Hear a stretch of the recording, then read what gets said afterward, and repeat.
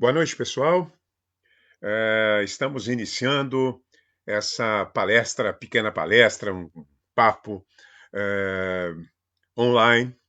Eu confesso que é a segunda vez que eu faço isso. Fiz há um mês atrás, fazendo uma palestrinha sobre o romance O Amor nos Tempos do Cólera, e ainda me sinto um pouco tenso diante dessa geringonça eletrônica que eu, vindo lá do interior de Taquara, nunca compreendi inteiramente. Mas agradeço a companhia de vocês, agradeço a presença de vocês. E quero lembrar que a partir de hoje, todas as terças-feiras, às 18h30, teremos aqui no Face da coordenação, no meu Face pessoal, teremos encontros, palestras e até vamos em seguida articular algum tipo de debate sobre temas literários, sobre temas culturais, sobre temas históricos. Já na semana que vem, o professor Rodrigo de Lemos, da Católica, formado em língua e literatura francesa, com um longo período na França, virá nos falar a respeito do Camus.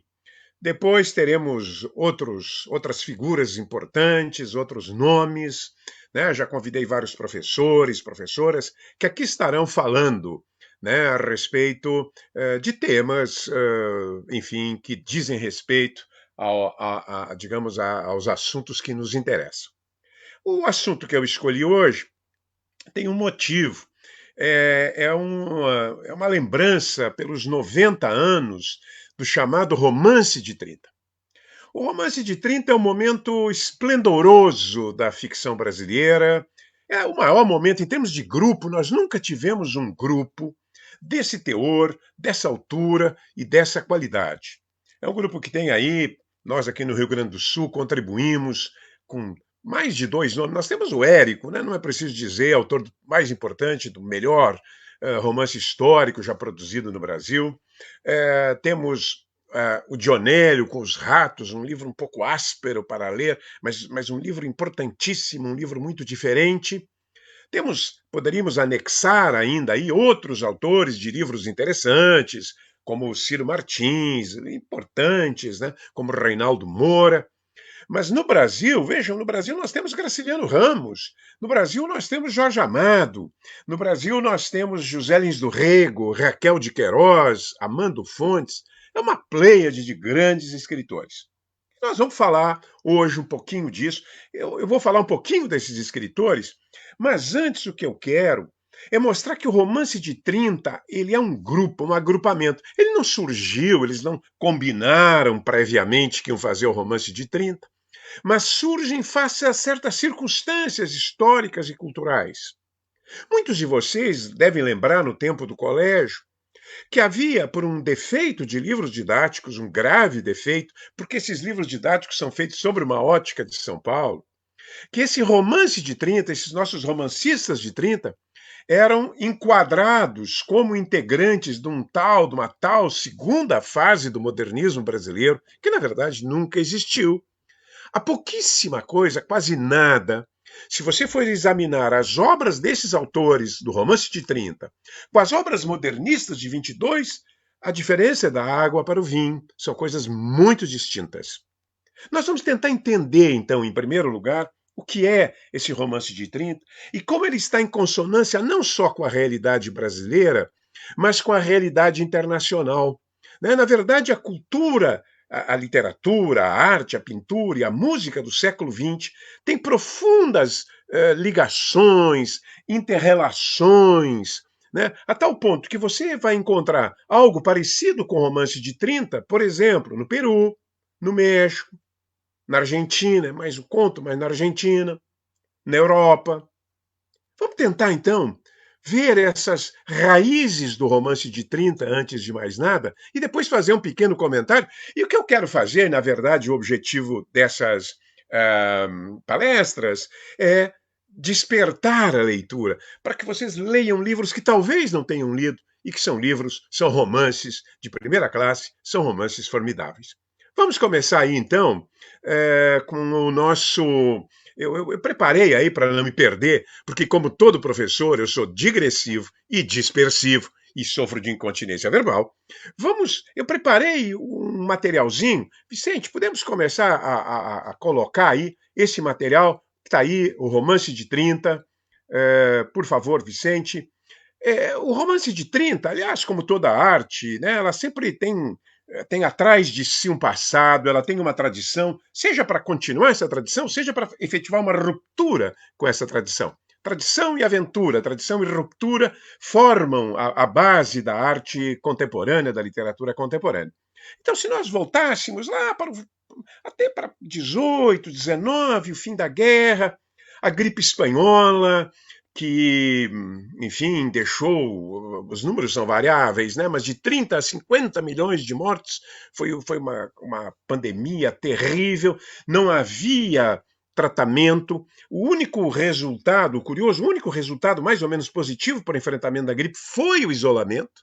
Né? Esses dias eu consultava índices mostrando as cidades que conseguiram um maior isolamento tiveram um menor número de pessoas atingidas por essa gripe mortal. O fim da guerra acabou com um grande império, o Império Austro-Húngaro, acabou um pouco, ou diminuiu o peso de Viena. Eu acho que Viena era a segunda cidade em importância na cultura ocidental nas duas primeiras décadas, na primeira década do século XX. Viena regurgitava em termos culturais, mas o Império Austro-Húngaro, né, se dissolveu. Viena se tornou uma cidade bem menos importante, bem menos significativa no concerto dessa cultura europeia, dessa cultura ocidental. Houve o natural declínio dos impérios, né? Começou a desintegração dos impérios, que só concluiria de maneira mais radical na década de 1960. Então, é um período, portanto, de expectativa, é um período de novidade. Vamos seguir aí. Em 17 tivemos a Revolução Soviética, de um peso esmagador no século XX, né? Após uma guerra civil, né, prolongada. Nunca se soube exatamente o número de mortos, mas alguns chegam a falar, em função da fome, de problemas, enfim, de pestes, incluindo-se a própria gripe asiática, que teriam morrido 10 milhões de pessoas na Rússia, que emergiu como a União Soviética, né? No seu primeiro momento, os bolcheviques imaginavam que a Europa, em função da derrocada causada pela guerra, se levantaria, era um pouco a visão do Trotsky, né? Se levantaria de forma permanente, mas tivemos revoluções mesmo apenas e logo debeladas na Hungria e na Alemanha.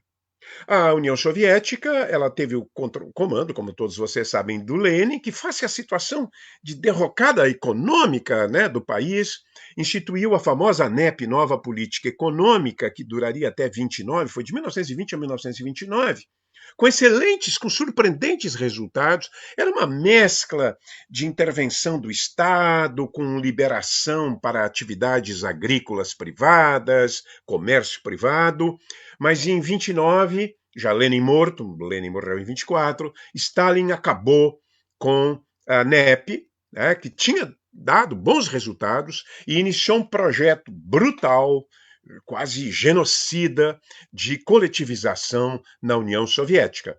Houve uma disputa entre o Stalin e o Trotsky, Stalin mais organizado junto à burocracia, impôs-se sobre Trotsky, expulsou do partido em 29, Trotsky se exilou e foi, como todos que leram O Homem que Amava os Cachorros, né, do Padura, sabem, Trotsky foi assassinado a mando do Stalin em 1940 no México.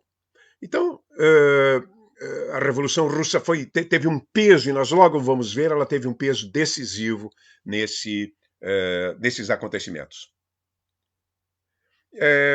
A década de 20 foi uma década contraditória, foram anos conturbados. Na Alemanha, tivemos o nascimento da República de Weimar, com a dissolução do poder imperial, né, do império sob comando dos prussianos. E veio o caos. Essa República de Weimar foi o caos. eh, surgiram agrupamentos comunistas, socialistas, nazistas, nacionalistas. A luta pelo poder se transformou num conflito de rua, com assassinatos de rua, né? Houve uma crise econômica sem precedentes, em parte pelo Tratado de Versailles, pelas duras condições do Tratado de Versalhes, mas a Alemanha, neste momento, é realmente o centro de uma desordem. Mas essa desordem, curiosamente, no caso da República de Weimar, foi muito criativa nas artes. Né? A pintura, a literatura, o cinema, né? Há uma vibração cultural, há uma vibração artística a par da violência das ruas e da emergência desse partido nazista que tentou um golpe, vocês todos já sabem isso, em 23. Hitler, o chefe, foi preso, na prisão escreveu o seu célebre e abominável livro Minha Luta.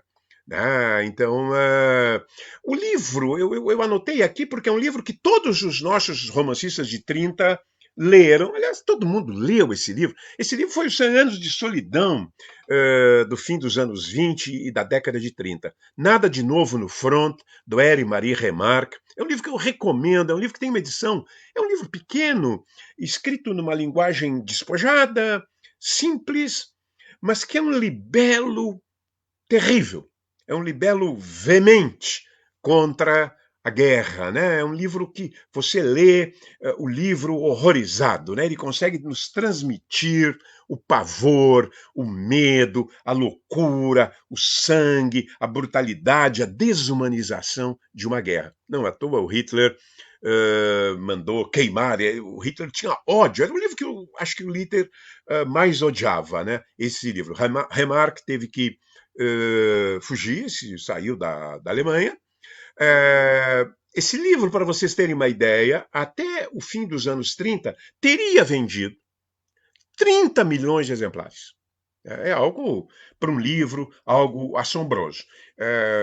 Aqui no século XX, da alta literatura, eu acho que 100 Anos de Solidão é o livro mais lido e teria 40 milhões de exemplares, para que vocês percebam como o livro do Remarque foi universal, né? Como o livro do Remarque criou, inclusive, ondas pacifistas no mundo inteiro. Então, a Alemanha era um país explosivo.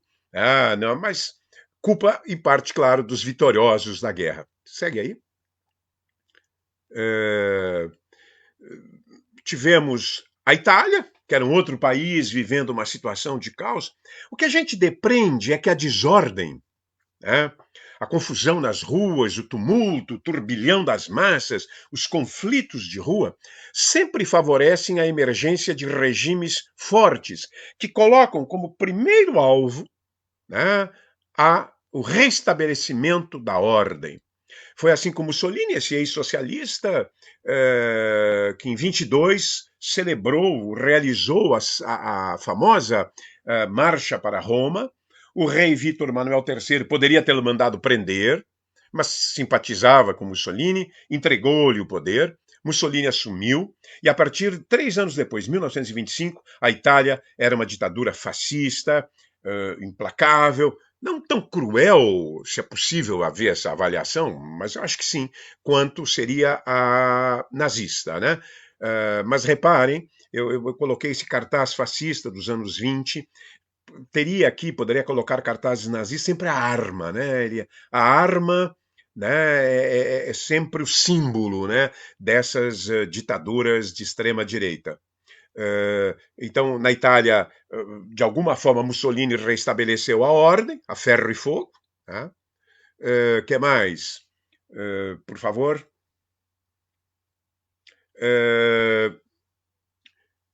França. A França tinha um pouco de caos, mas a França era uma festa. Paris era uma festa. Né? Paris, a resposta francesa foi menos a violência, foi menos o confronto, não que houvesse, mas foi uma resposta mais, como dizem os franceses, de joie de vivre, da alegria de viver. Aqui no Le Dôme, né, nos grandes cafés, nas grandes cervejarias, nos cabarés, há um encantamento, há uma certa liberação dos costumes, né? E há principalmente um núcleo mundial de escritores, pintores, escultores, músicos, que encontram em Paris a sua cidade, a sua segunda cidade, a sua verdadeira cidade, aquela cidade a qual todos procuramos alguma vez na vida. Lá estão Hemingway, dos Estados Unidos. Os Estados Unidos viviam uma época de larga prosperidade, tornou-se o país mais rico do mundo já nos anos 20, mas era um país conservador, um pouco reacionário, né? Um pouco hipócrita. E a arte, os artistas americanos, em grande quantidade, Hemingway, Fitzgerald, Edith Wharton, Faulkner, que passou um certo tempo, né? Exemplos dos grandes escritores, pintores como Modigliani, Picasso, Miró, ou seja, Paris é um eixo, Paris é um centro. Naquele filme do Woody Allen, à meia-noite, como seria domingo à meia-noite? Não recordo bem o filme, porque o personagem se vê em Paris dos anos 20. Curiosamente, uma pessoa que está lá, uma parisiense, se vê em Paris da Belle Époque, de 1890. Mas são, digamos, esses anos, entre 1880 e 1890, a 1900, até o fim da década de 30, são os anos de esplendor, em que Paris é o farol da humanidade do ponto de vista cultural, é o farol da literatura, é onde todos os pintores, os grandes pintores do mundo se encontram. Então, a França, digamos, as suas tensões eram menores, não que não existissem, mas eram menores. Temos também, já para fazer cotejando, com o Brasil, né? O Brasil dos anos 20. É um país com lenta industrialização, é um país que, enfim, vive um período de crescimento, mas com estruturas políticas extremamente congeladas, extremamente cristalizadas, o que gerou o tenentismo, que todos vocês recordam quando estudaram isso no colégio, né, o movimento de 1922, gerou também a coluna Prestes, né, não sei se pode passar aí, faz favor, tem aí um dado da coluna Prestes, que foi uma... tinha os Estados Unidos. Estados Unidos eu já falei, na verdade, apenas tem um dado aqui que me parece fantástico. 42% de toda a produção industrial do mundo era americana. Seria como São Paulo no Brasil. São Paulo tem isso, mais ou menos, da produção industrial brasileira, um pouquinho mais, eu acho. Né? Agora, reparem, os Estados Unidos não são 20 estados, né? Era o mundo inteiro. Era um país muito, muito rico, mas isso culturalmente não refletia de maneira imediata. Pode seguir aí, para voltar para o Brasil, então? O Prestes, ele fez uma marcha inacreditável, 25 mil quilômetros. Puxa vida, né? É território isso. A pé, a cavalo, a coluna, né, ela entrou pelo sertão brasileiro. Que, aliás, será uma das descobertas ou redescobertas, porque já tínhamos livros sobre os sertões, especialmente o clássico dos clássicos, que é os sertões. Né? De certa forma, ele conseguiu ficar invencível porque andou por lugares remotos, lugares onde as forças oficiais não chegavam. Prestes sai da coluna como talvez o homem mais popular no país, né? Pela façanha épica que foi a sua marcha. Então, vejam que os anos 20 são anos conturbados, mas não são anos totalmente desesperançados. Os anos que viriam agora sim seriam mais complicados. Pode seguir aí, por favor? Ainda nos anos 20, na verdade, vindo já da primeira década do século XX, nós temos as vanguardas. Uma hora eu ainda queria me meter aí, tem o nosso querido professor Paulo Gomes, que é meu querido amigo, queria me meter de pato a ganso e poder falar dessas vanguardas, que elas são muito interessantes. Aqui tivemos entre 1903, talvez até um pouquinho, já vamos ver mais remotamente, até o fim dos anos 20, um momento assim de apogeu das vanguardas, o grande momento das vanguardas. Aqui o fauvismo, né, com do Matisse, né, que tem essa força, a força da pincelada, a força da cor, uma espécie de desintegração da cor natural. A grama não precisa ser grama verde, ela pode ser vermelha, né? Isso, vocês imaginem, na época causou um grande impacto. Segue, por favor, vamos passando. Se eu não passar isso, eu vou me perder aqui. Vamos seguindo. Temos outras vanguardas, o cubismo, pode seguir. O cubismo, não vou falar das Demoiselles d'Avignon, de 1907, do Picasso, é um quadro clássico maravilhoso.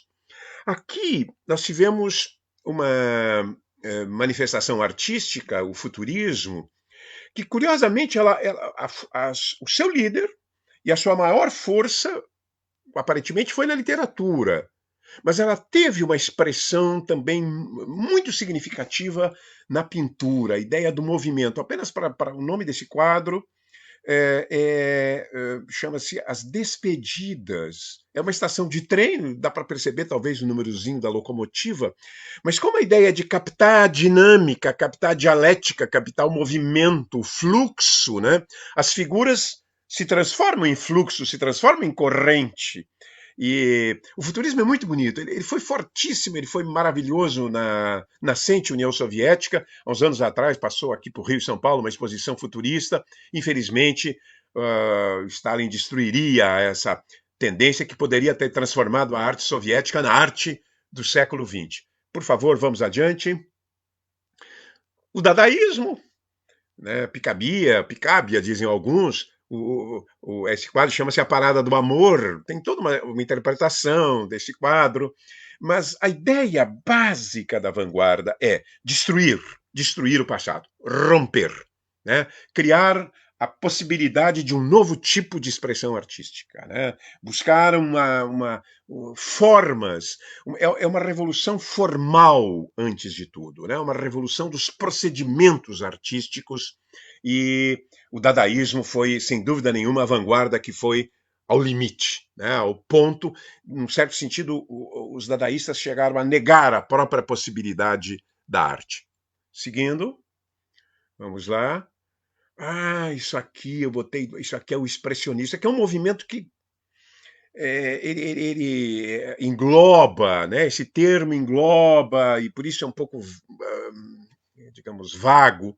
Ele engloba vários momentos da pintura a partir do final do século XIX. Alguns enquadram Van Gogh como um grande nome desse nascente expressionismo. Aqui é o Grito do Munch, que acho que é um dos quadros mais conhecidos, e que traduzem, né, essa noção, uma das noções da modernidade, que é a condição vulnerável, né, a condição da exasperação, da falta de sentido, né? E o outro é de um alemão que Hitler também detestava. Hitler, vocês sabem, era pintor acadêmico, né? Ele gostava de pintar cenas, né, dos Alpes, né, umas coisas assim horrorosamente cafonas. O Otto Dix é um autorretrato de um soldado. Ele foi para a guerra como voluntário e teve a consciência do horror, né? Eu não sei se dá para perceber, aqui não vamos detalhá-lo, mas há um sentimento de loucura, né? De opressiva loucura. Pode seguir. Essas vanguardas triunfam. A última, cronologicamente, das grandes vanguardas foi o surrealismo, né? Do Magritte, do Dalí. Esse quadro é conhecidíssimo do Dalí, tem dois nomes, um deles é Antecipação da Guerra Civil. Esse corpo dilacerado representando, simbolizando a divisão febril e sanguinária, né, que houve na Espanha a partir de 1936 com a Guerra Civil. As vanguardas estavam no auge, as vanguardas dominavam. Havia também uma vanguarda na prosa. Havia na poesia, mas eu marquei aí, por favor, siga uma vanguarda na prosa, representada pelos nomes que vão aparecer aí, ó. Alguns dos nomes, podia colocar outros. Kafka. Como diz o nosso ex-ministro da Educação, Kafka, né, com suas obras também ambíguas, obras abertas, né? A característica da prosa de vanguarda é a abertura de sentidos. São sentidos ocultos, dados escondidos, né? Possibilidades inúmeras de interpretação que você encontra em todas as obras do Kafka. A Metamorfose tem dezenas de interpretações, né? E ao mesmo tempo, por exemplo, no processo, esse encurralamento do indivíduo, né? Essa condenação, essa culpa do indivíduo, muitos veem até uma antecipação dos regimes, um registro dos regimes totalitários que estavam começando a existir. Joyce, não preciso falar de Joyce, temos aqui um amigo nosso, aqui, o Agnaldo Severino, que ele tem uma paixão pelo Joyce.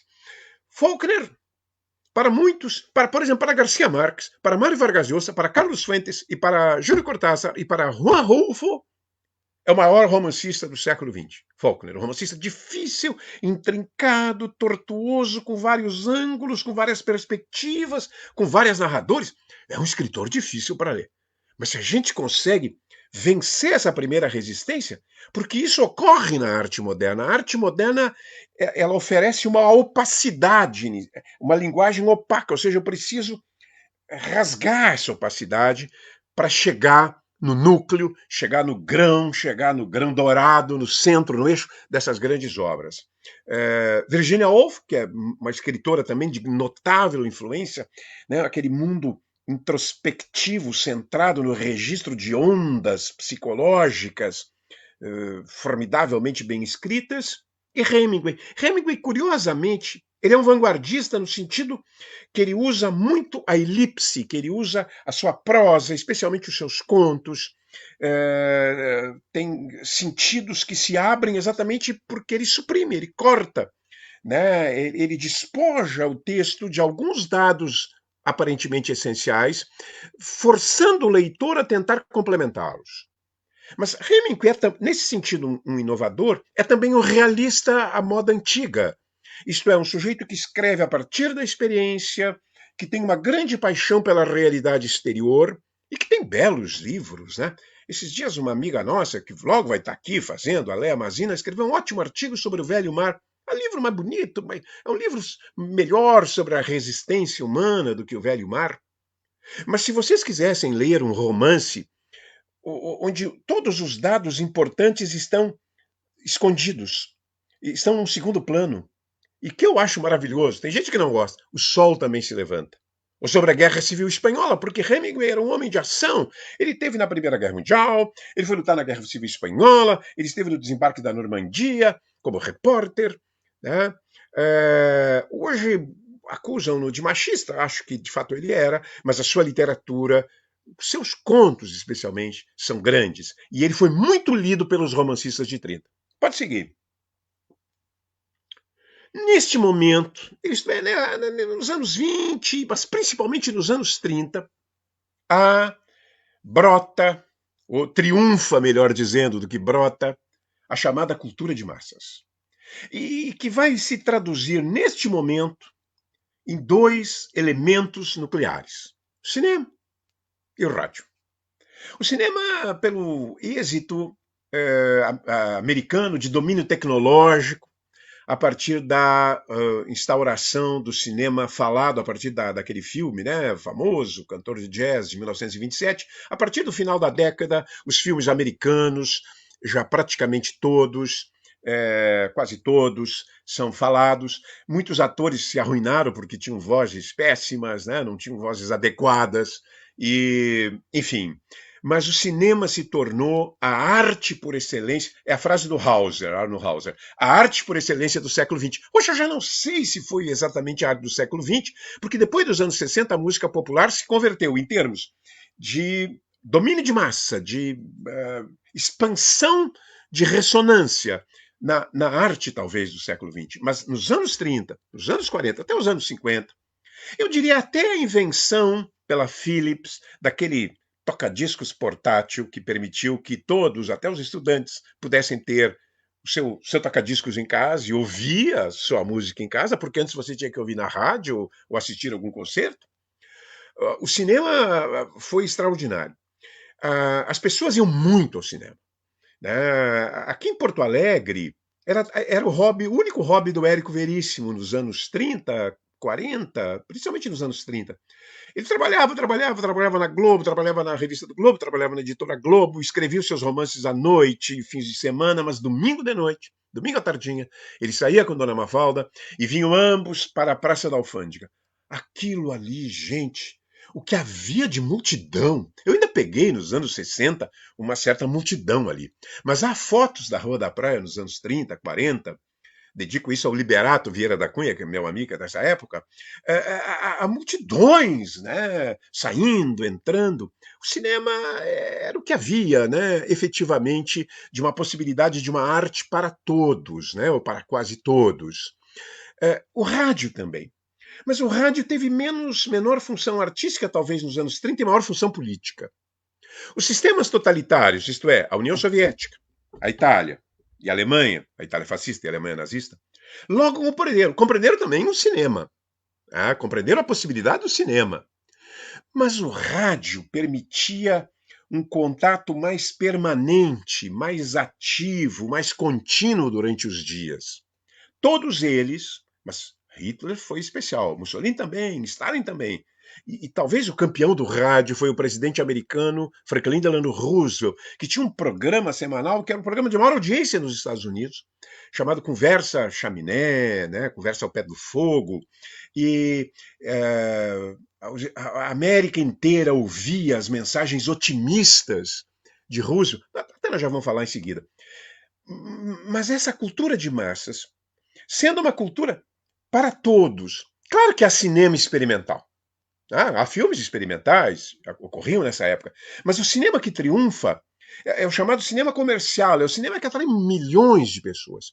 Diante desse cinema, diante desses filmes, me parece que os autores de 30 pensaram: nós temos que fazer coisas que sejam compreendidas pelas grandes multidões, pelas grandes turbas, como o cinema é compreendido. Não era no sentido de fazer sucesso, mas o sentido, vocês logo vão entender, de ser compreendido, de transformar a literatura em algo importante por várias razões para a vida das pessoas. Segue. Vamos adiante. Vamos lá. Então a cultura de massa está aí.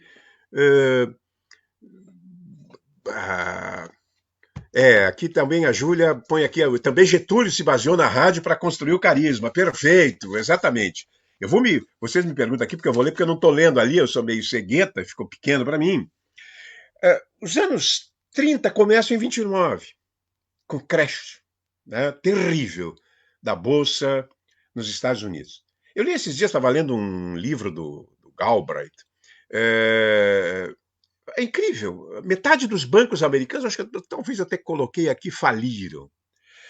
Um produto industrial, um produto que, digamos, esse relógio que valia R$ 1.000, passou a valer R$ 250.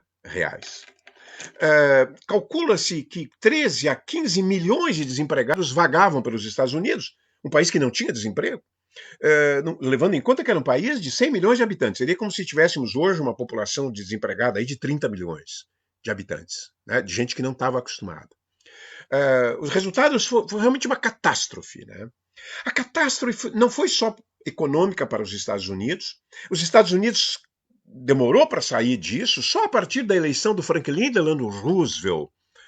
Roosevelt, esse que eu falava, que tinha um programa do rádio, e que ele conseguiu o enfrentamento das grandes crises. Parece nascer sempre de personalidades, não necessariamente fortes, mas eu quero dizer personalidades carismáticas, que sejam capazes de unir o seu povo e não de desuni-lo, né? E não de separá-lo. Roosevelt, tanto é que o Roosevelt foi eleito, na época foi reeleito, se não me falha a memória, 4 vezes, com votações espantosas. Né? Ninguém queria concorrer mais contra o Roosevelt, porque ele conseguiu unir o povo americano na ideia de esperança de que os Estados Unidos poderia sair daquela, mais do que ultrajante, exasperante situação socioeconômica. E ele encontrou uma fórmula para isso, naquele contexto, que foi foi a leitura que ele fez de um famoso economista inglês, Maynard Keynes, que propôs que, nessas circunstâncias, o Estado, o governo, devia gastar. Parece um absurdo. Não, o governo deveria, mesmo ao risco, ao custo de certa inflação, o governo deveria realizar grandes obras públicas, rodovias, empresas, enfim, um conjunto formidável de obras públicas e criar trabalhadores, né? Criar trabalhadores, não precisava os trabalhadores, mas criaram empregos para esses trabalhadores, mesmo que fossem empregos ocasionais, para gerar também maior consumo e, de alguma forma, diminuir ondas de violência que aconteciam na América. Mas o resultado pior, me parece, do crash, que o econômico atingiu o mundo inteiro. Só não atingiu a União Soviética, porque estava fechada, e não atingiu a Itália, porque era mais ou menos fechada, e a Alemanha, que logo em seguida a gente fala. Mas o pior do crash da Bolsa, dessa derrocada da Bolsa de Valores, é que ocorreu no país que era, mal ou bem, com todas as suas limitações, com todos os seus problemas, especialmente o problema do racismo, mas um país que era, na época, talvez um dos países, se não o mais avançado, ou pelo menos ele era a representação simbólica da democracia. Mas se a democracia é esse colapso, se a democracia é essa derrocada, por que não vamos acreditar? E aí você olha para o lado, eu sou uma pessoa mais ou menos informada, e vejo a Itália crescendo, e vejo a União Soviética crescendo, por causa da NEP. E vejo a Alemanha logo a seguir, a partir de 33, recuperando-se. A Alemanha talvez fosse, talvez não, era o país em pior situação econômica, recuperando-se. Ainda acho que não conhecia o case, não sei se conhecia ou não, nunca li sobre isso. Hitler faz também esse sistema americano de grandes obras públicas, autoestradas, né? Claro, amplia o serviço militar para 3 anos, para manter um pequeno salário lá os soldados. A Alemanha escapa, de certa maneira, em 35, 36, a Alemanha já está em situação muito melhor do que estava anteriormente. Portanto, o peso simbólico da democracia se desmancha. É o que eu chamo a sedução totalitária. Né? A sedução totalitária. Fascistas e comunistas, fascistas, nazistas um pouco menos, porque os nazistas exigiam a questão da nacionalidade, tinha que ser alemão, mas fascistas e comunistas criam organizações, juntam aglomerações em todo o mundo, né? Claro, menos nos países, claro que não ia ter comunista, os comunistas na Itália estavam presos, na Alemanha, e os fascistas na União Soviética, se não tinham sido executados, estavam presos também. Mas eu quero dizer que é uma época de radicalização ideológica. Pode seguir, faz favor aí, Vicente, obrigado por estar aqui. É uma década de sombras. Né? Os anos 20 foram contraditórios, mas os anos 30 foram de sombras. Há uma ideia de catástrofe, nós vamos ler depois o final do Mal-Estar na Cultura, do Freud, finalzinho, um pedacinho ali do parágrafo final. Há uma ideia de catástrofe iminente, há um descrédito da democracia, quer dizer, a democracia não, para que a democracia? Né? A sedução totalitária, e isso se traduz, vai ter uma tradução concreta, uma guerra, aquilo que se chama sangueira patriótica, na Guerra Civil Espanhola, que matou 1 milhão de espanhóis e que foi um ensaio da Guerra de 39. Né?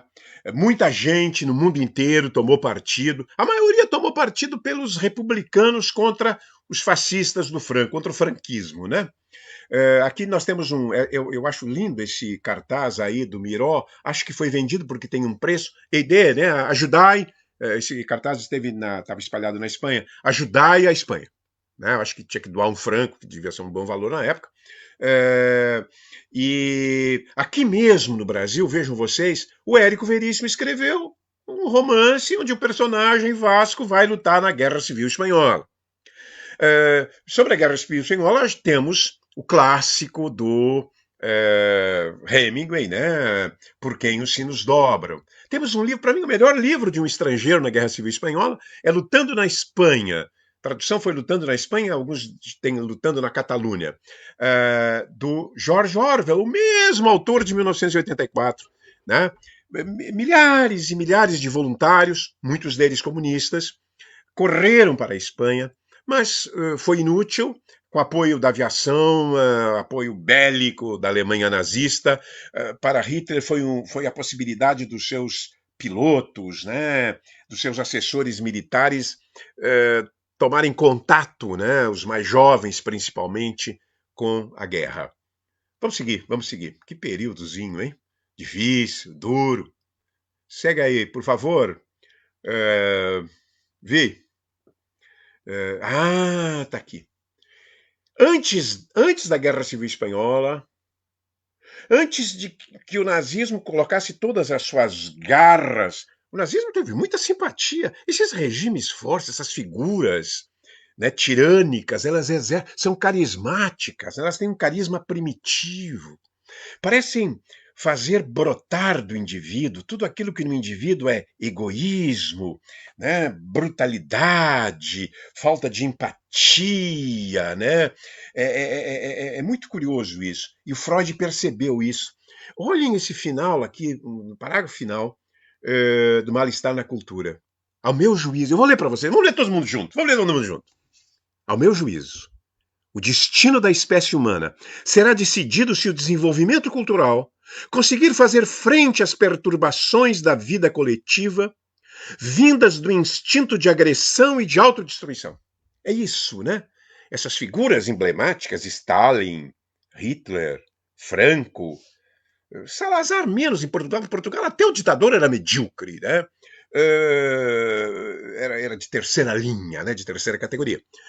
Não conseguia nem ser feroz o suficiente para ser um ditador no plano dos seus modelos, né? Que eram certamente o Hitler, o Mussolini, né? E o Franco. O que fica aqui, né? É isso. Esses seres eles têm esse poder de tocar a alma dos indivíduos para esses instintos que o Freud chama pulsão da morte, né? Essa pulsão destrutiva venham à tona. Nossos contemporâneos, continua o Freud, chegaram a tal extremo do domínio das forças elementares que, com sua ajuda, seria fácil para eles exterminarem-se mutuamente até o último homem. Que texto profético, que gênio, né? Um outro texto, esse é mais calcado não é profético, porque já estava acontecendo algo. Por favor, vamos seguir. É um texto do Sartre, acho que é de 38. Por favor, aí, me toque aí o texto do Sartre. A crise mundial.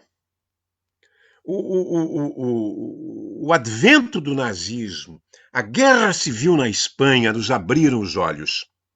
Parecia que o chão ia desaparecer debaixo de nossos pés. Cada promessa que havíamos saudado se tornava uma ameaça.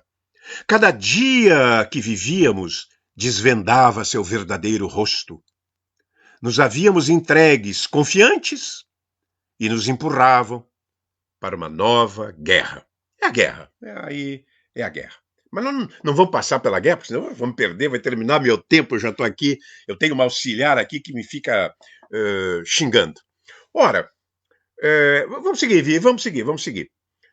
Em função disso, em função dessa tensão, dessa radicalização, dessa violência, né, que fluía pelas ruas. Eu me lembro do Neruda. O Neruda era um sujeito só preocupado com o amor, teve uma fase surrealista. Amanhã eu vou falar do Neruda, depois eu vou dar um final, vou fazer um convitezinho. Aí ele vai para a Espanha, casualmente é nomeado cônsul na Espanha e assiste ao bombardeio de Madrid e vê crianças mortas.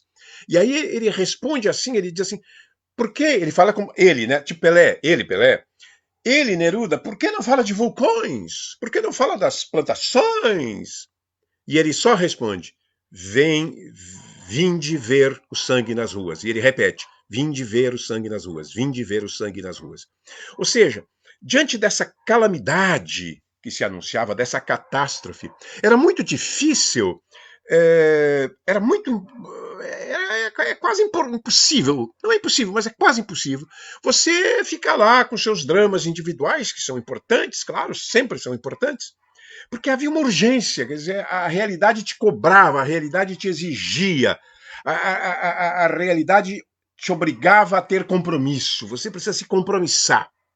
Por isso, nessa época, muitos intelectuais, muitos artistas aderiram ou se tornaram companheiros de viagem do Partido Comunista. Muitos também, em menor escala, muitos se tornaram também simpatizantes do fascismo. Aqui no Brasil, dos nossos romancistas de 30, Jorge Amado ingressou no Partido Comunista, se tornou Inclusive, quando na Constituinte, na primeira Assembleia pós-Estado Novo, se tornou deputado mais votado por São Paulo. Ele nem é São Paulo, tornou o deputado federal mais votado por São Paulo. Dionélio Machado se elegeu deputado aqui, ambos pelo Partido Comunista. A Raquel de Queiroz iniciou no Partido Comunista, depois brigou e se tornou trotskista. Né? Os que rompem com o Partido Comunista até chegarem, digamos, ao centro, ao liberalismo, ao conservadorismo, eles fazem uma trajetória assim, trotskismo, segunda etapa trotskismo. Raquel era trotskista, José Lins do Rego foi simpatizante comunista, Graciliano Ramos, que foi preso em 1935, né, pelo Getúlio, depois se tornaria comunista. Ele tem um livro, até depois eu vou falar, se tem tempo falar, ele tem um livro sobre uma viagem à União Soviética, que ele tece loas ao Stalin. O Pablo Neruda também teceu loas ao Stalin. Era o clima da época, né? Você tem que entender o clima da época. Mas para esses artistas, todos eles que tomaram partido, aquele, por exemplo, tomaram partido do integralismo, Plínio Salgado, antes de ser político, era escritor. Ele tem um romance que, pelo fato de ser fascistoide, ou fascista, das pessoas não leem. Não é um livro ruim chamado O Estrangeiro. Mas foram simpatizantes fascistas, Menotti, Delpicchia, simpatizantes, Ronald Carvalho, militou um pouco, acho que no fascismo, Otávio de Faria, e até quando jovem não deixa de ter um certo olhar embevecido para o fascismo, Vinícius de Moraes. O fascismo, ele propugnava uma restauração, não só da ordem, mas da tradição, né, do passado, um respeito ao passado, né? Vejam que tudo ao contrário do que as vanguardas. Em função disso, eu anotei aí, ó, o projeto ideológico torna-se mais importante do que o projeto estético. Mais importante do que lapidar a escrita ou procurar engenhosas técnicas e procedimentos formais, o importante é você dar um depoimento, é você fazer uma denúncia. Olha que ali, ó, a arte deve problematizar as questões sociais do mundo, valendo-se da mensagem, mesmo mensagens explícitas de denúncia até de política partidária, como encontramos em certos romances do Jorge Amado.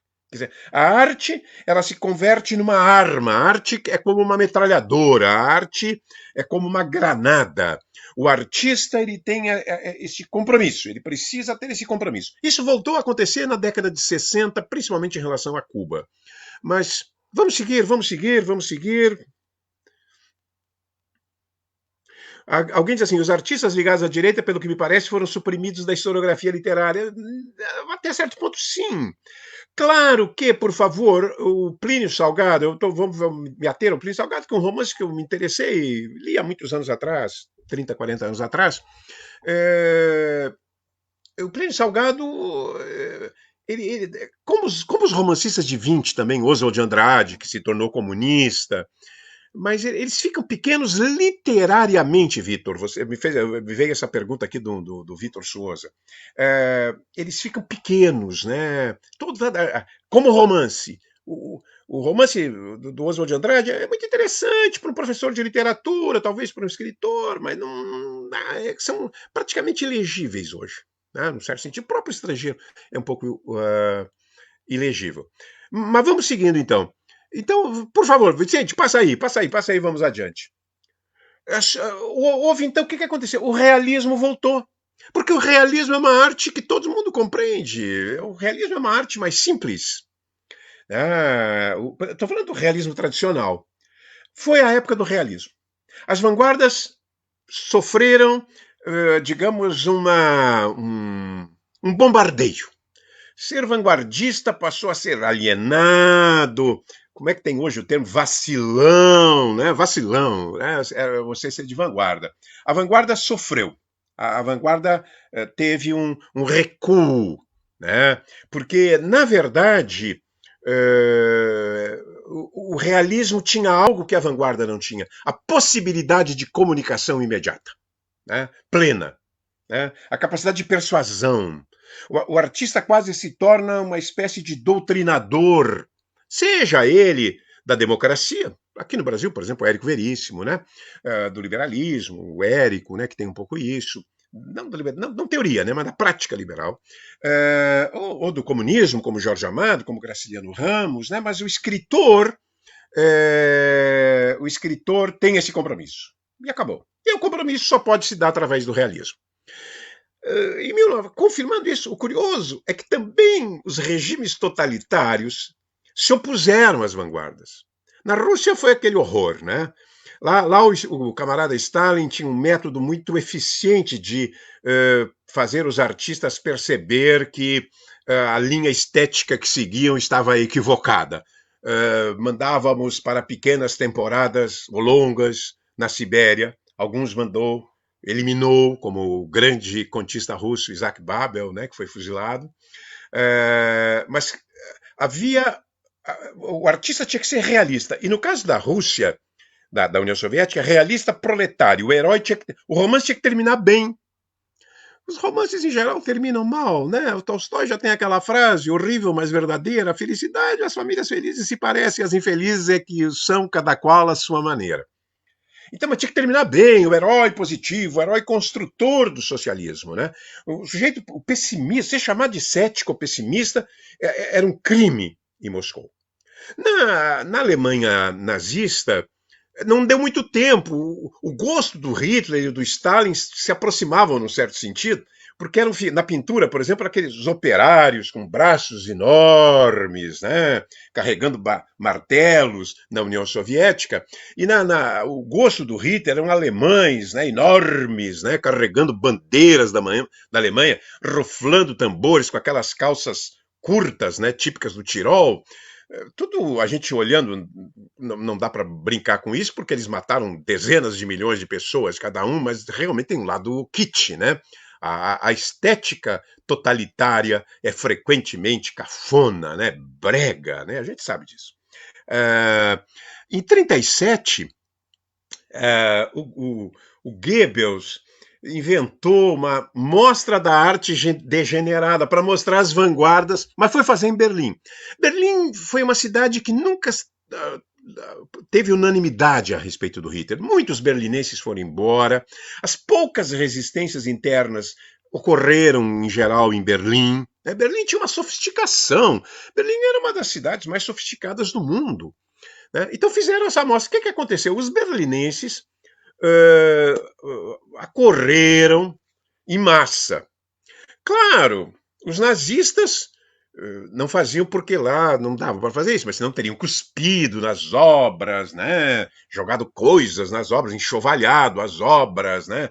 Pichado as obras, né?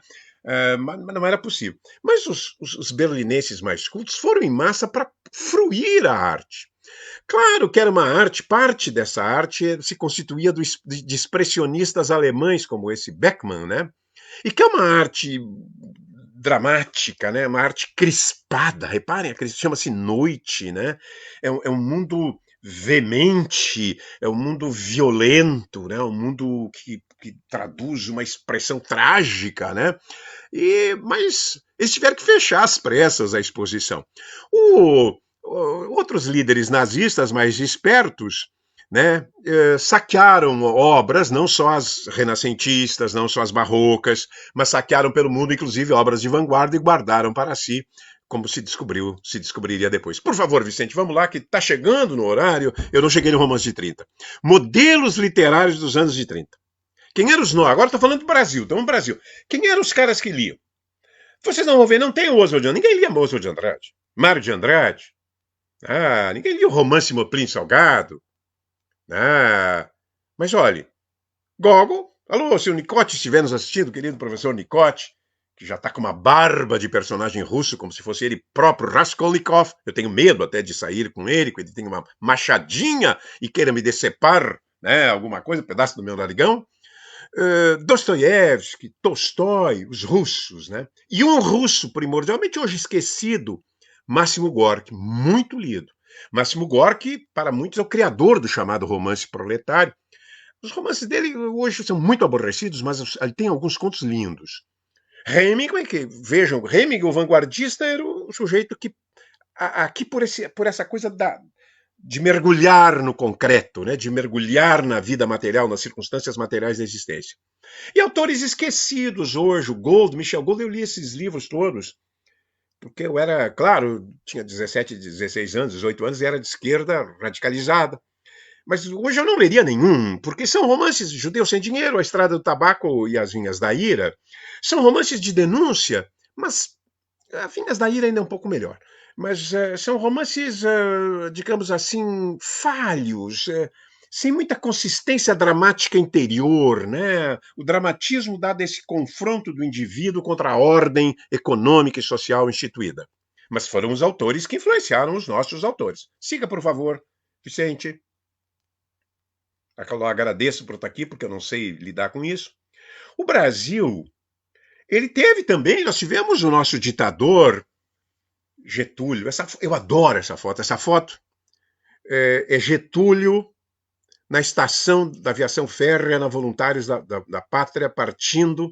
É uma viagem longa, porque vai subir por todo o centro do Rio Grande do Sul, vai subir depois a Serra, até chegar ao Rio de Janeiro. É o projeto de modernização do país. É a modernização do país que vai começar. A ferro e fogo. Né? Hoje, de alguma forma, ficam sonegadas violências cometidas na ditadura, que foram muitas, né? Muita gente torturada, teve gente que enlouqueceu, teve gente que foi morta, mas realmente era um projeto modernizador nos moldes gaúchos, né? Um projeto de fundo positivista, modernizador positivista. Presença do Estado, intervenção do Estado, já que tínhamos uma burguesia muito pobre, né? Uma burguesia sem capacidade de empreendimentos mais gigantescos. Educação pública, isso foi forte no governo do Getúlio. Getúlio trouxe do Rio Grande do Sul a ideia positivista da escola pública, né, que era uma ideia pouco corrente no Brasil. Trouxe a legislação social, que por seu turno tinha base na Carta del Lavoro do Mussolini. Né, era uma mescla, né, positivismo, fascismo, alguma coisa de esquerda. E aí temos a Revolução Triunfante. Um dia eu daria uma aula da relação dos autores que nós vamos ver agora com Getúlio. Siga aí, Vicente, senão chega de falar do Getúlio. Tá demais. E aí vem o Romance de 30. Todos eles têm têm essas características comuns. Retrato direto da realidade concreta. Não tem romance alegórico. Talvez o Noite, do Érico Veríssimo. Talvez partezinha final, partezinha lá da Volta dos Mortos, do Incidente Antares, mas isso já em 1972. Em 30 é retrato direto. A realidade te chama, a realidade te convoca. Você tem que, de alguma maneira, responder a essa realidade. Mas sempre com a visão problematizadora. A visão problemática. O ethos burguês, ou o ethos do latifundiário. Né? Há um questionamento contínuo. Né? A realidade como ela está aí é inaceitável. É uma espécie de rebelião permanente contra a realidade tal qual ela é. Mas sempre, olha aqui, buscando a verossimilhança, que seja... A verossimilhança é uma coisa curiosa em literatura. Eu considero um dos livros mais inverossímeis que já li. Adorei esse livro. Eu tinha 15 anos, eu chorei com esse livro. Nunca mais quis ler porque devemos ser fiéis às emoções da adolescência. Eu não leria ele de novo hoje. Mas eu chorei, me emocionei, e acho que é um livro que tem que ser trabalhado nos colégios. Chamado Capitães de Areia. Aposto que muitos que estão nos assistindo leram Capitães de Areia, do Jorge Amado. É inverossímil que crianças de rua, que meninos de rua, transformem-se da noite para o dia. O Pedro Bala, o personagem principal, em segurança de uma greve dos portuários, chefiado por Antônio Balduino, personagem de Jubiabá. O Jorge Amado às vezes continua um pouco um romance num no outro. O outro vira um grande pintor, do porte de um dos maiores pintores brasileiros, menino de rua. O outro vira um santo no sertão, tipo um conselheiro, isso até não é. O outro vira um cangaceiro. Mas há uma idealização, há uma fantasia revolucionária do Jorge Amado. Né? Mas, por outro lado, eu acho que num colégio, por exemplo, particular, né, que o pessoal é mais ou menos da mesma classe média, né, não tem um contato com o mundo, saber que existem esses meninos, essas crianças, esses meninos e essas meninas, é importante. Mas um grande escritor é o Jorge Amado nesse sentido, porque o livro é falso como uma moeda de R$3. Por isso, porque o lumpen, aquilo que o Marx chamava o lumpen, o marginal, nunca faz revolução. E eles querem fazer. Mas o grande escritor transforma o que aparentemente é absurdo do ponto de vista concreto, inverossimilhança interna. E nós acreditamos no livro, e nós nos comovemos no livro. E talvez eu venha até ler esse livro para ver se não vou me comover. Derramar duas lágrimas, aquelas que vêm descendo lentamente e se transformam em sal, como no final, num grande conto do Rubem Fonseca. A linearidade narrativa é porque a arte é artefato político. A arte é bomba, a arte é granada, a arte é canhão. Então não posso eu ficar lá fazendo, né, travessuras formais, mudando o foco do narrador, criando abruptas mudanças de tempo e de espaço. Eu tenho que seguir uma linha, como cinema, como as primeiras novelas de rádio que tanto fizeram sucesso. Né? Eu tenho que buscar o grande público. E, aliás, eles vão atingir o grande público aqui no Brasil. Existe a tipificação social explícita em todos eles, ou seja, o personagem nunca é. Eu não sou eu apenas. Eu sou eu e uma classe que eu represento. Né? Às vezes é meio grosseira essa tipificação, mas ela é a base do romance realista de Balzac e Stendhal. Né? O personagem é um indivíduo, é chique, com as suas características próprias e específicas, mas é também a encarnação de uma classe social. E a outra coisa, isso eu gosto desses romances. Eu sou um velho leitor, gosto muito da vanguarda, mas eu também gosto de romances que constroem o mundo, que põem o mundo em pé. Que maravilha, Guerra e Paz. Vocês não leram, a maioria não leu ainda, porque é muito grande, é 1.200 páginas. Vocês prometem ler. Vários dessas pessoas que fazem meus cursos querem que eu dê um curso sobre Guerra e Paz. Eu acho que não querem ler o Guerra e Paz. 1.200, 1.300 páginas. Mas que maravilha. O Tempo e o Vento. Vocês já leram O Tempo e o Vento na íntegra? Tem que ler. São 2.200 páginas, mas que compensam. Os Thibaut, do Roger Martin de Gare, ninguém mais lê esse livro. Tem uma edição da Globo em 6 volumes, eu tenho uma grossa em 2 volumes. Que livros? São livros. Você vê o mundo. Você voa, você é arrebatado por esse mundo. Quando termina o romance, você lamenta, puxa vida, não tem mais Santa Fé, não tem lá aquela Moscou, aquela São Petersburgo imaginária do Dostoiévski, Moscou do Tolstói. Acabou. Porque são cidades um pouco reais e um pouco míticas e fantasiosas. Eles sabem fazer isso. Por isso, eu acho que esses romances agradam tanto. Vamos ver agora aí, vamos seguir, Vi. Ainda bem que eu preparei. Eu sabia que eu era verborrágico, suntuoso, quase untuoso de retórica, e não terminaria no tempo. Era 45 minutos que eu tinha previsto, 1h05 falando. Eu só vou, então, falar aqui assim, um minutinho, porque depois eu vou dar para vocês um dia, eu vou acertar, eu já falei muitas vezes, eu gosto muito de falar do Tempo e o Vento, mas aí vão ser 3 encontros para a gente ver o Tempo e o Vento. Olha aqui a Bárbara Dias entrando. Guerra e Paz é lindo demais, possui tantos valores e lições. Os grandes autores. Aí a Bia Dorfman botou, eu li Guerra e Paz por tua culpa. Não, Bia, não é por minha culpa. Você sempre foi uma ótima leitora, minha aluna lá na década de 70 no colégio israelita. Aqui eu proponho para vocês o seguinte. Se eu já li, se eu já não li, o que eu poderia ler? Eu peguei assim os primeiros romances de 30. Esse primeiro, eu não sei, para professor ou pessoa muito curiosa em literatura, eu não sou de recomendar muito a Bagaceira, do José Américo de Almeida. José Américo de Almeida tinha um estilo que ainda não tinha se adequado ao romance de 30. Não falei. O estilo do romance de 30 é coloquial. O estilo do romance de 30 é despojado, coloquial. Agora, aí sim, o 15 é bom de ler, da Raquel de Queiroz. É a história da seca. Seca. Hoje a gente entende seca, porque a gente sabe na TV, a gente vê no filme. Na época, são romances que mostram o país. Eu não sei se vocês se dão conta, as pessoas não saíam de casa, as pessoas nasciam, viviam e morriam na mesma aldeia, pouco viajavam. Então o romance também tinha essa função de mostrar, de desvelar a realidade brasileira. Né? O 15, nesse sentido, é muito bom. É sobre a seca e é o primeiro romance claramente feminista do Brasil, um final antológico, onde a mulher, Conceição, a Raquel de Queiroz teve a coragem de escrever esse romance com 18 anos. Ela, eu acho que é a Conceição. 18 anos não pode escrever romance bom, ela escreveu um grande romance com 18 anos. Nunca mais escreveu algo assim como 15, no meu entendimento. Talvez o Memorial de Maria Moura. O 15, a Conceição, no final, tem que escolher.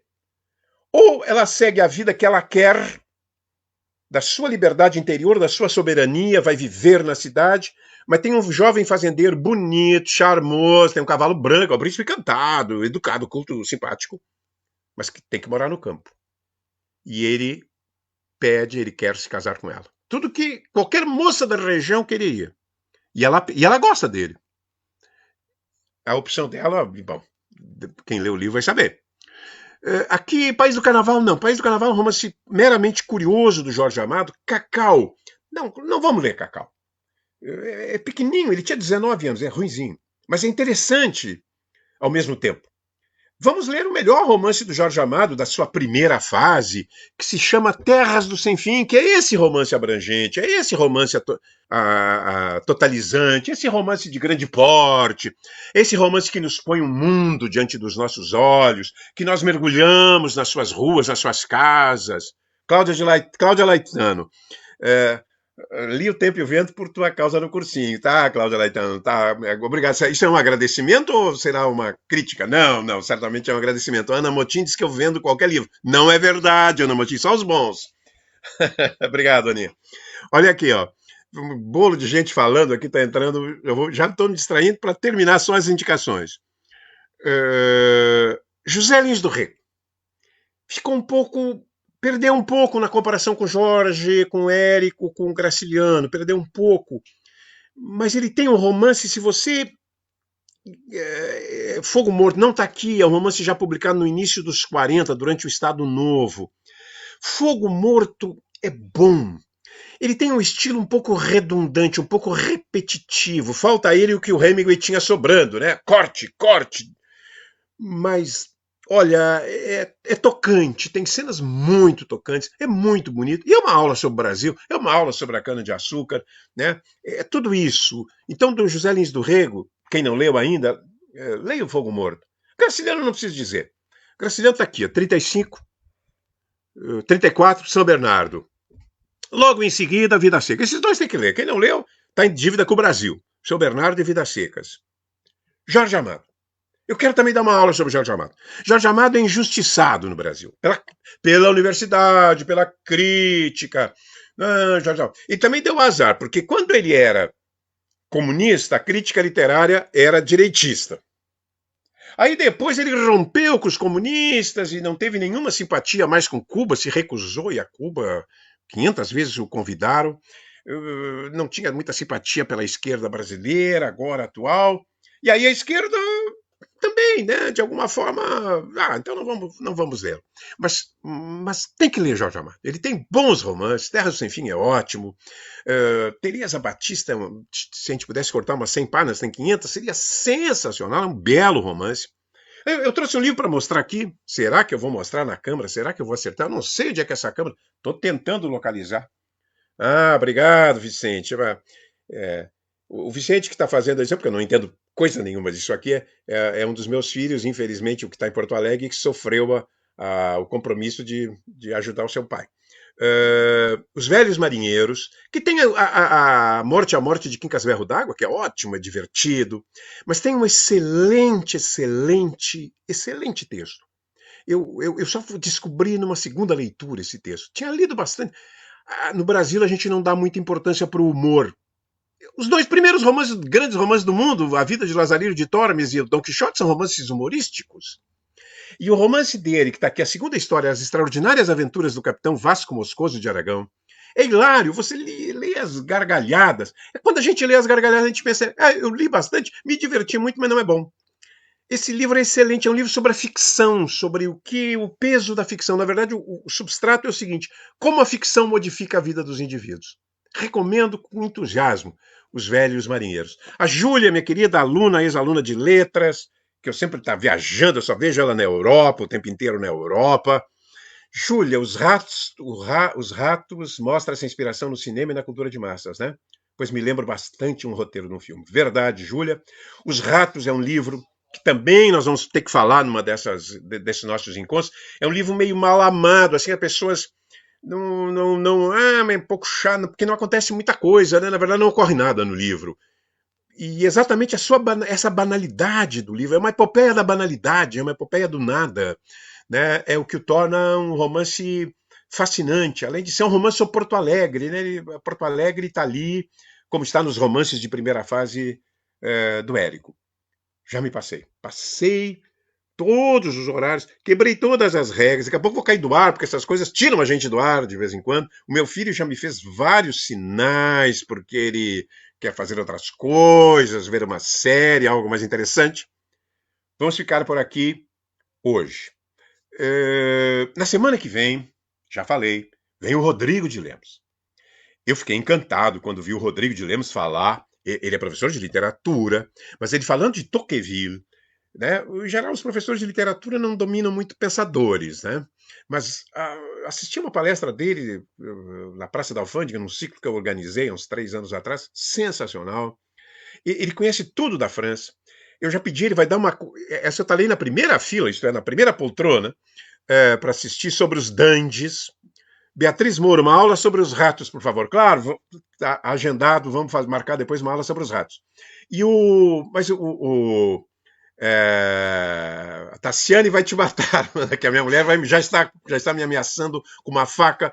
De um lado o professor Nicote com a machadinha de Raskolnikov, falando com uma faca, um punhal, porque ela é fronteiriça, um punhal da fronteira. Viver é muito perigoso, dizia Riobaldo. Mas o professor Rodrigo vai fazer chover. E ele vai depois dar um curso sobre dantes na literatura. Oscar Wilde, Proust, não sei se o outro é o Baudelaire, vai ser sensacional. Agora a Jimena está dizendo muito obrigada. Até amanhã, ela está se despedindo. Obrigada, Jimena. Lembro claramente de você, foi minha aluna também há muitos anos atrás. Até amanhã com Neruda. Para quem quiser, amanhã, às 16 horas, num ciclo lá do Ling, estarei falando do Neruda.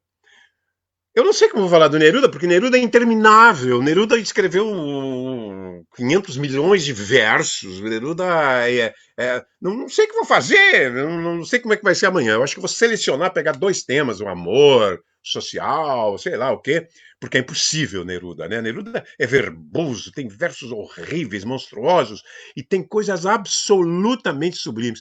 É o poeta mais lido do século XX. Vamos ter aqui também uma aula.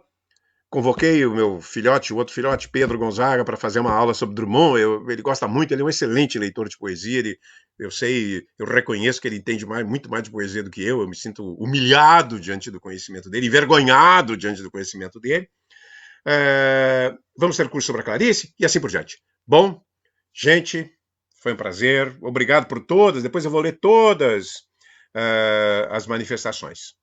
E agora estou vendo aqui que a palestra ficará disponível na plataforma do Face. Compartilhe, nos ajude a divulgar a cultura.